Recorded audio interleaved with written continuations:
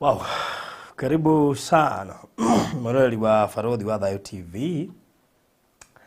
Oh yes, dena mugeni wa mwanya muna muna wakiria. Mwana muona ne mumuwi, mwana muigua. Mujitekeria hothere ruga ya Githweri, nya tukorwo tukiguithania nake. Nyana ataigua Agikuyu, no ne tu araigua. Kuzungumza ndio shida. Sasa nimekusengenya ndio uongee nijue kama umesikia. Unajua nikiongea Kikuyu naona tu unaelewa. Farodhi nimeelewa na Wakikuyu. Mtoto ni Molo, Bagon, nimesoma Nakuru. Nimefanya na Wakikuyu huko Nyeri, Kimathi. So naelewa hivi ndio ilikataa. Ni laziness ya kutotaka kujua. Okay. Mungu atatubariki twende huko sasa. Aya, unaoa Mkikuyu? Sasa umejua mali Mungu amekuelekeza ndio utaenda. Ukisikia dalili ujue lazima kuna kitu inaendelea behind the scene. Ukitumai Mungu atakuelekeza. Okay. How you? Ugoaje? I thank God for everything. The greatest thing nimepata Farodhi ni peace. Nilisikia jina yako sura first nikasema hii si hata need ya material or anything. I just need peace. My heart was so chaotic. Lakini saa hii nimetulia. Ulipata amani after kupatana na balozi wa amani. Balozi wa amani. The price of peace. The price God gave me, the price of peace. Mbaka sinanga nini imekuja tu like last month. Una feel ni kama ulikuwa umebeba mzigo ingine. Bado una feel at least. Wow. So how have you been? Unajua ni vizuri pia watu wajue Geoffrey. Kuna watu labda hawakujui, wamekuona kwa mara ya kwanza na wameona ni follow up. Si wajue Geoffrey shida yake ilikuwa gani? Shida yangu ilikuwa ni ugonjwa na shida. Actually ukinichukua ndio nilikuwa nimetoka kulala kwa kibanda. Nililala kwa kibanda for 3 months. Time corona iliingia, ndio time bibi alienda. Ikabaki nikapata pneumonia na TB na pia nimekuwa nikimeza ARVs za HIV tangu nikiwa 13 years old. So venye ulinichukua mkani assist hapo, at least nikaanza pick up. But now afterwards sikujua akili pia ilikuwa imeaffectiwa. Which the time nilikuwa sana shindwa. I couldn't remember even my M-Pesa pin. Even nakumbuka by the way M-Pesa pin yako huko unaikumbuka? Sikuwa nakumbuka. So ikarudi that state. Alafu umejua sina relative mwenye angekuja kae pale na mimi. So I'll just call someone. Mfano jingo umeandika M-Pesa pin kwa ukuta natoke mambo. Ngoja. M-Pesa pin ulikuwa umeiandika kwa ukuta. Ndio usisahau? Ndio nisisahau natoke ni number. So material I lost a lot of finances hapo. Simu yangu ile last time wakaenda nayo. Ikabidi niame pale. Umejua kama kitambo tukiwa job before corona nilikuwa natoka kazi naingia kwa nyumba watch cartoon na mtoto. Sasa pale niko tu pale na tu vijana umejua tu Kayole sisi tuko nayo. Si nzuri sana. Na mimi sikujua. So I really messed up, but I thank God kunitoa kwa hiyo mess. But mostly nilisaidika in terms of kutumia what I was given to learn na watu wa kuongea na wao. We get someone talking to me every time. Na kuna watu wamekuwa wakiniuliza Geoffrey alienda wapi? Tungetaka kuongea na Geoffrey, mfanya follow up tujue ako aje. Na funny enough you called me ukaniambia hautaki kuwa kama the 10 lepers. Ungetaka kuja kutoa shukrani. At least kabla niende huko nje kufanya mambo yangu mtu asione tu na huyu kijana kwani kumeenda aje. So nikasema tu acha nishukuru watu niwaambie maybe mahali niko na changamoto because this is a journey for me. Nilikwambianga kitambo tukianza mimi kukupata ilikuwa spiritual journey.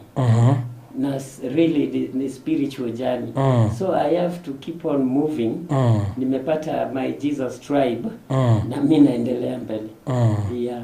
So ndio niona, umejua nilikuwa nafanya na organizations za wamama. Nishapata human rights champion before juu ya kutetea wamama. So na wamama ndio walikuja kunisaidia.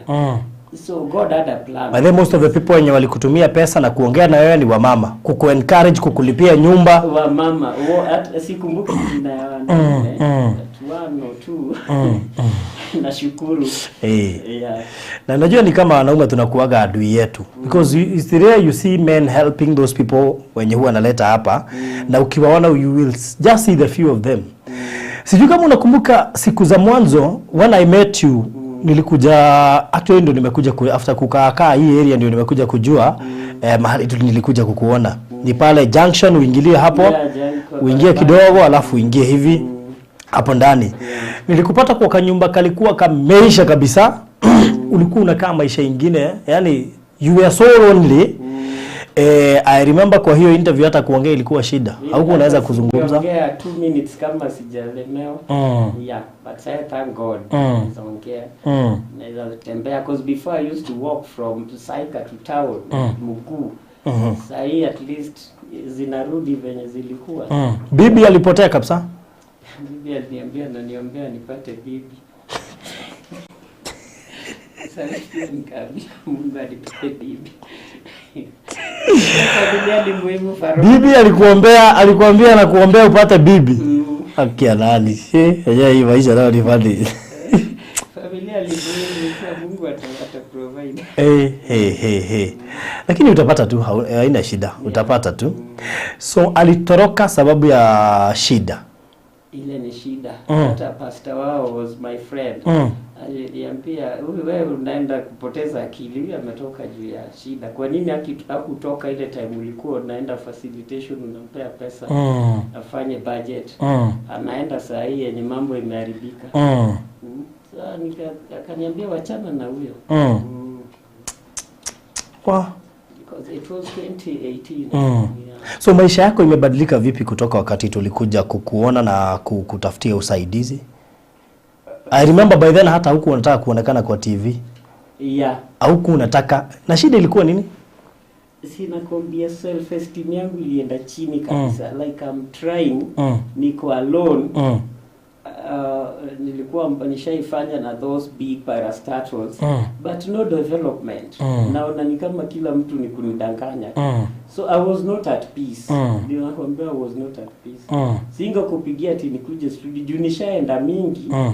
I see my video trending in US, Senegal, and you are in Kenya. Na usaidiki. Yeah, unaokota nini plastics kwa takataka na unamwaga for the recycle. So nilikuwa nimeudhika. Okay. But right now, because I lead a platform, this is a testimony. Hiyo ilikuwa mlima Farodi. Ilikuwa mlima. Mpaka nilisema blessings of the God addeth no sorrow. Juu sahi nikiamka, I'm very strong despite the skinny me, but I'm very strong. Nitapigiwa na all of the people that call me right now, I got them from this platform. Wow. Yaani ulipata marafiki wa kutoka nje ya nchi, marafiki wazuri, marafiki wanakuangalia kila siku, marafiki wanafuatilia story yako, wanataka kujua kama ulikula, unaishi aje. Na hujai experience kitu kama hiyo tangu uzaliwe. Si hiyo ni mapenzi. Na ndio tunaambiaga watu. People out there watakusaidia kuliko hata watu wenu. Yes. Hujai experience kitu kama hiyo kwa maisha yako.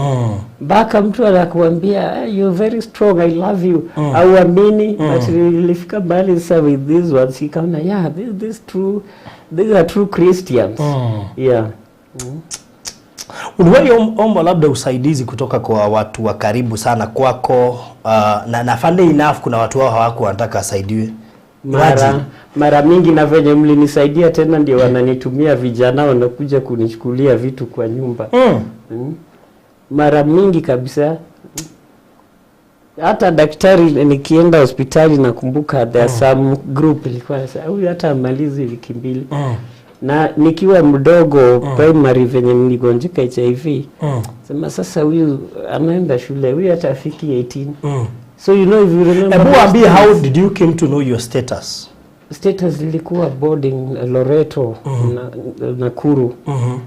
But every time nilikuwa nagonjeka. Unajua kufura hizo nini? Boils, umalizi tamu. So nikasema the principal akasema nikapimwe HIV. Ni guardians wakakataa kwa sikuwa na the real parents, walikuwa washaaga. So parents kukataa. Parents wako?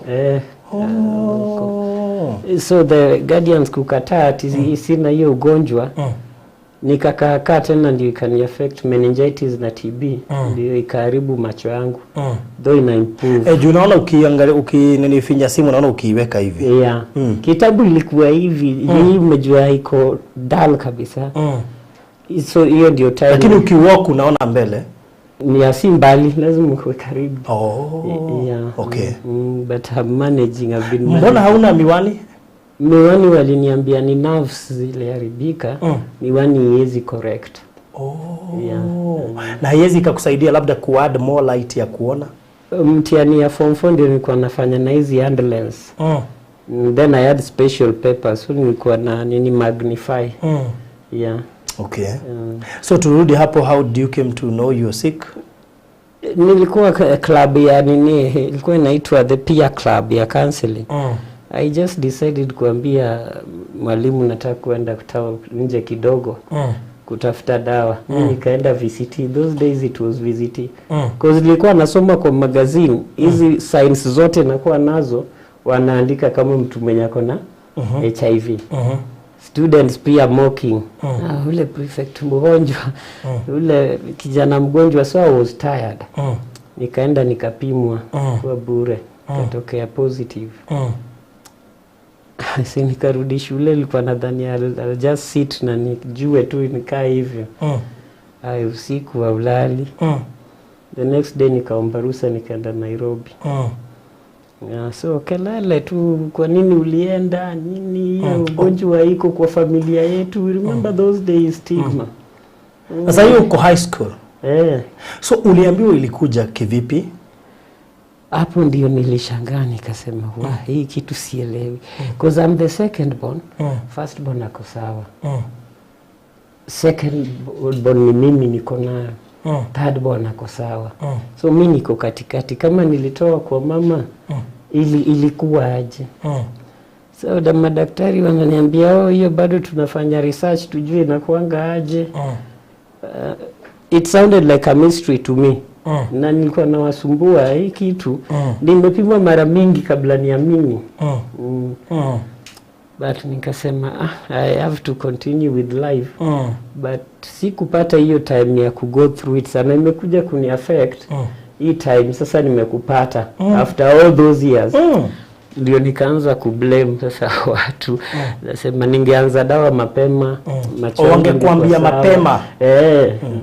Kidini yangu ingekuwa sawa, singekuwa na mashida kama za ulcers. Ndio nianze dawa mapema. So hapo ibidi tafuta form 4 sikuwa nakaa na wao. Nilitoka katumika kwa streets huku unamkota chupa na unaenda unauza unakula. Yeah. So imekuwa tu kwa mimi nimelelewa tu na wa Kenya. Ndio nakwambia nimelelewa na Kikuyu, sasa sijali. So all that since 2010. 2010 nimekuwa nikilelewa tu na watu. Hizi NGO naenda meeting. Na hapo ndio nimetoa mambo mingi za project management. Na hizi mambo za counseling from those trainings. Hata nikaenda Mali as just one in representing East and Southern Africa. Wa mambo ya HIV prevention revolution. Because nilikuwa nasema sitakubali mtoto mwingine apitie hii hali nimepitia. It is not good. But niliachana nayo. Ninakwambia sahi at least I'm peaceful. Because hizo enzi kulikuwa na stigma ingine hata huwezi sema. Alafu whenever things are being done, you're not counted. Because it's like you're going to die, maybe the next 1 hour. na pia sitaki kukua open. By the way sikuwa naongea. Naweza kaa hata hiyo njaa, sema so siku hizi imefika mahali nasema no. Sitaenda njaa tena in my life and help people. Wow. But God is great. So unaweza ambia hawa watu labda ulisaidika and because you came to say thank you. And part of, unajua mimi ili highlight story and they are the main people wenye walikusaidia. Sitaki kusema mimi nilikusaidia because me I believe when I highlight story hii familia yangu ndio inasaidianga. So my part was to highlight the story. Nao wakachukua usukani sasa wakaanza kukusaidia. And I'm so happy personally because you see ile hali tulikupata nayo you were in a bad state. It is si vizuri kuambia mtu hivyo lakini haukuwa mahali pazuri. Haukuwa mahali pazuri hata kidogo. And lakini Mungu ana mpango. Alijua kabla udidimie kabisa there must be someone who will come and change your situation.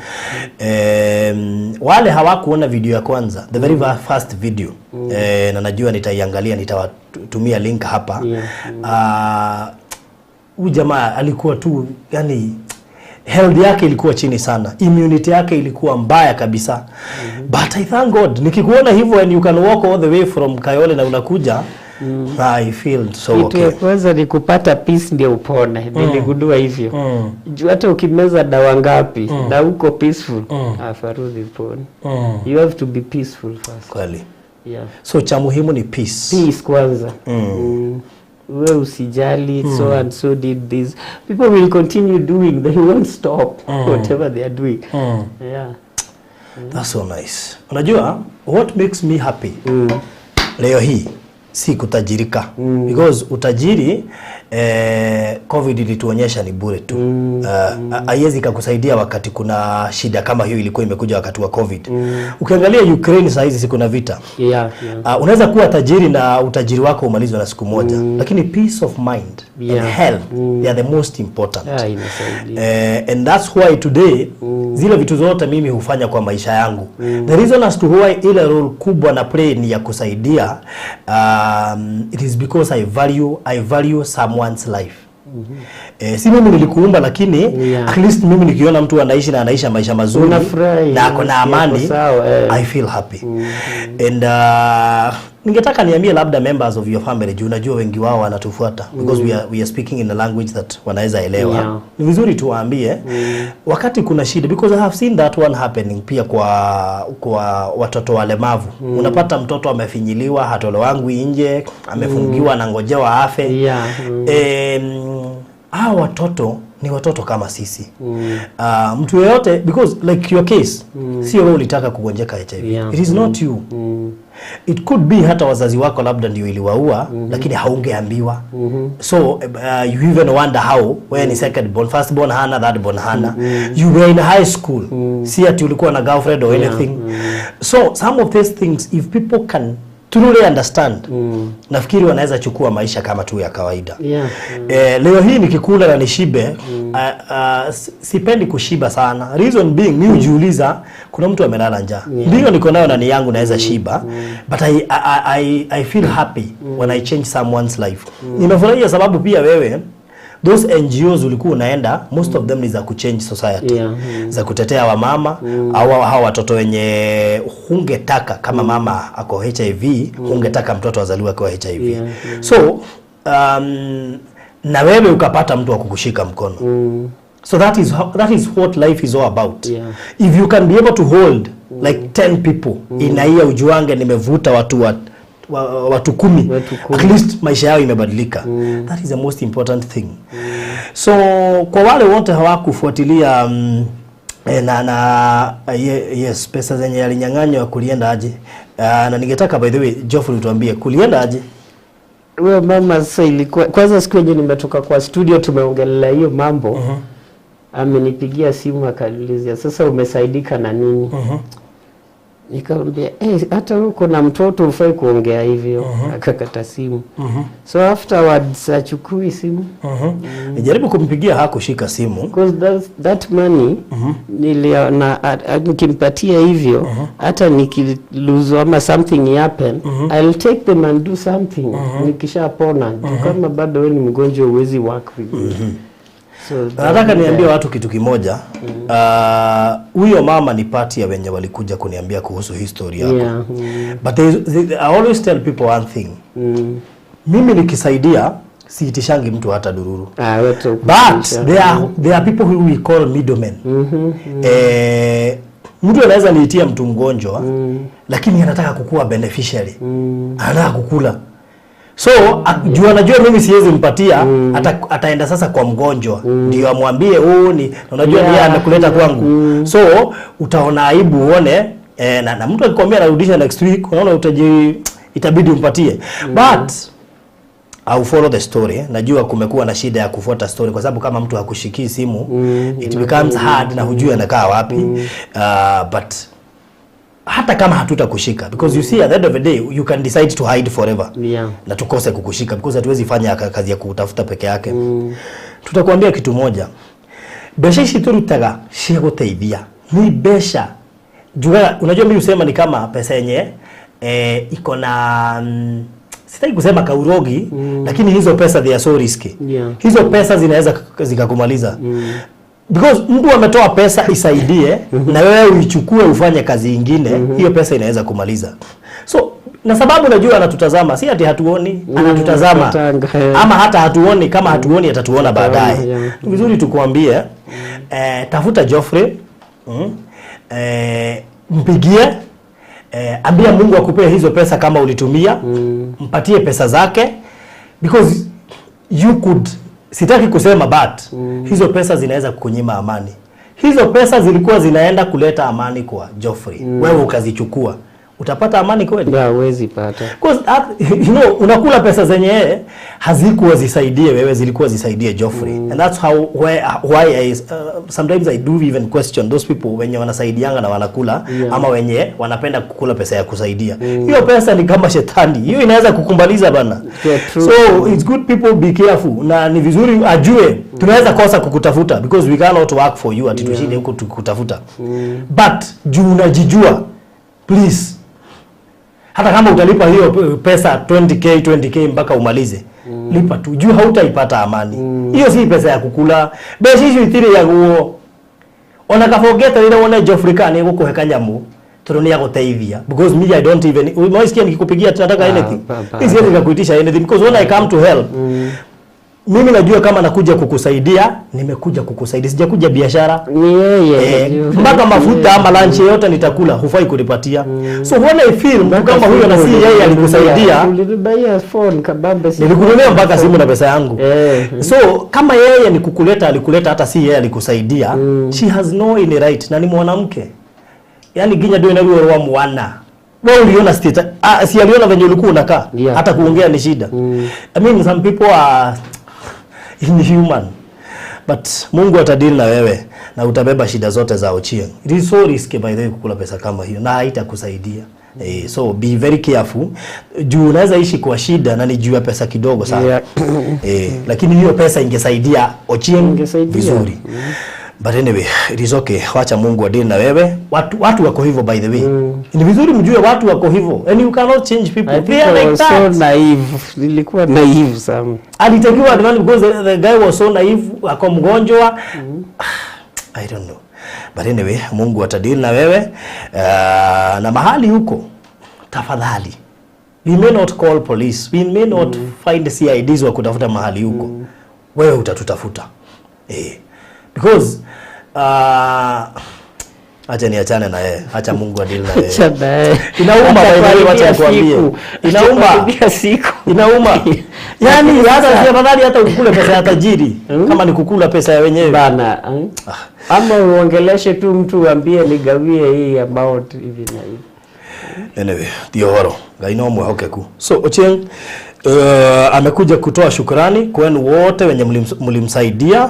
Na sijui unaendelea aje, labda ni vizuri kutuambia unaendelea aje tukimalizia. Sasa hii kibarua nimerudi kiwanja. Things have changed. Unajua vitu kama safe abortion, yani vitu nilikuwa na advocate for, sasa siwezi fanya. Rudi sasa nimehubiri Mungu huku kwa mtaa. Siwezi faenda kunini. Sema huko mambo ya safe abortion and all family planning to this as I used to do before. Umejua hizo vitu unafanyaga juu ya insecurity, ndio nitatoka wapi nisipofanya. So sasa I'm still indoors. Napatanga moja hizi za editing, mtu akiandika hata acknowledgement ya kitabu, mimi I can edit and tumie katao. But of late imekuwa tough. So I had to move from that house. Niende kwa more cheaper na mali tena watu wengine hawajui because you have to fly away from the So I'm just asking if I can be supported because hata hiyo laptop haiko. Ilikuwa HP nje, ndani ni Samsung. Before time. HP nje, ndani ni Samsung. Ndani Samsung. Kambia goda nirudishie health yangu nifanye vitu zangu peke yangu. Sasa hii so I'm asking for support. Kuna wenye wanasema afadhali wenye hatukutoa tupewe namba. Wapatie namba ya simu. 0724 307 471. Geoffrey Ochieng Guba. Sijasahau jina. Ni hiyo. Geoffrey Ochieng Guba. Ikiwa una kazi unaweza muitia, ni vizuri. Unaweza fanya kazi kama gani by the way? Kama sahi kuna vitabu nimeandika, those aziko printed, Bible trivials za watoto. Hiyo harakati nimekaa kwa nyumba. Kuna one of the people also nilipata tu hapa, alinilink kwa online learning. Sasa nimeshinda kwa library. Kwa hiyo wewe unapenda kuandika na kazi kuandika, project management, ni proposal writing, monitoring and evaluation. Kama umejua hii yenye unafanya hii ni charity project. Sasa hii tunafanya M&D na ile pesa wale walitoa ilisaidia Geoffrey aje. This is M&D. Wow, that's good. Next time kurudi inafaa kuwa tena we are talking about something else. Geoffrey amefika aje. So those management issues, consultations I can do. Right now I'm sober. Wow, that's so nice. So namba ya Geoffrey, ikiwa ungetaka kuongea na Geoffrey Ochieng ama kumtumia anything you have, kama hukuweza kutoa by then, ili aweze kuhakikisha maisha yake imebadilika. Kumbuka mwili yake bado haina nguvu sana, ndiye anaenda akirikava pole pole. Appetite ndio imerudi saa hii. Appetite imerudi. Nilikuwa naona chai hapa, chai ndio napenda, nilitoka kwa ile ingine. Hiyo chai yangu watu wengi walikuwa wanaitamani. Hiyo chai hawasemi. Hiyo chai imeleta shida kidogo.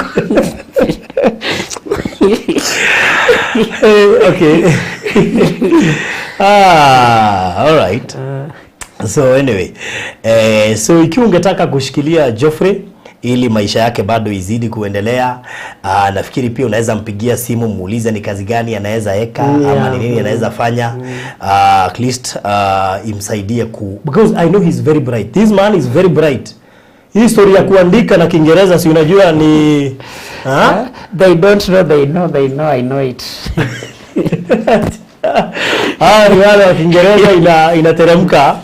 Thank God. Yes, so I know ni mtu anaweza fanya vitu mingi. So ikiwa uko hapo ungetaka kuongea naye, namba nimekupea 0724307471, 0724307471. Geoffrey Ochieng Guba, ikiwa ungetaka kumtumia kitu, na pia ikiwa ungetaka kuongea naye ndio akuelezee haswa ni nini anaweza fanya ili umsaidie, pia mpigie kupitia hiyo namba.